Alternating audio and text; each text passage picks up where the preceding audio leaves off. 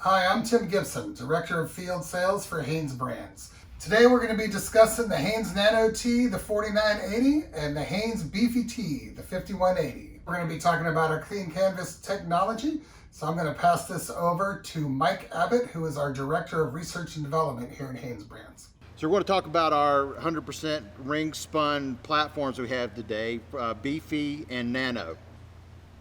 Beefy is our heavyweight product, Nano is our lighter weight product, and want to talk about why those are good for plastisol printing, water-based ink printing, as well as DTG printing, and the special steps we've taken to make a print canvas instead of just something you're going to print on. So the Beefy and Nano products are made from ring spun yarn. Stitch density on those products is really high compared to some open-end yarn fabrics. So we get you the weight that you're looking for, and the stitch density, it gives you a cleaner platform, a flatter platform to work on. Part of what led us to Clean Canvas was our provenance of being manufacturers, attributors, embellishers, printers ourselves. We kept seeing issues. We tested the product that were in the market as our competitors as well as our own product, but we wanted to solve the full gamut of problems from fibrillation to too much ink consumption, to garment, color to color changes. So part of what we did with Clean Canvas is look at that whole thing and how do we solve our own problems as well as solving those same problems for yourselves. The Clean Canvas process is every color is prepped through our dyeing and finishing process exactly the same. Whether it's a white or black, we're not taking shortcuts and not cleaning out oils and pectins. We're bleaching and scouring every color exactly the same, and you don't have to guess what the process is going to be for your downstream printing processes. What that does is your amount of pre-treat, whether it's a light color, dark color, bright color, the absorbency of the material is going to be the same. We add a finish that controls dot spread so that you don't get pixelation or muddy edges. We're taking the steps that our finishes from an oil-based plastisol ink absorbs enough into the surface to give us wash fastness. On water-based inks, we're controlling the absorption into the surface so that you're not spending money on ink going through the full depth of the fabric. So we're just wanting you to get enough bite into the fabric that you get good wash fastness. We want to control spread of your dots in a digital print or mesh counts for plastisol and screen prints, that the garment has good clean edges and we're getting clarity on our sharp edges and corners. So a lot of the competitors to the Hanes Nano and the Hanes Beefy aren't taking all these steps to make sure that you're not having to minimize the amount of pre-treat that you're doing or minimize the amount of ink. So it's dollars in your pocket when you can minimize the ink, and also a sustainability story because you're not over drying, having to put more drying time into it, as well as not wasting chemistry that the garment can help you avoid. So not only are we a t-shirt manufacturer for you, but we also are printers and decorators. We own the Champion brand. So we have a large history of having to be able to decorate garments. So the problems you have, we've had to live ourselves, and that's part of what we're using as our history to be able to make that platform that we want it to be a canvas that is our masterpiece, that's your masterpiece. Now Mike's going to explain some of the technical benefits of Clean Canvas technology.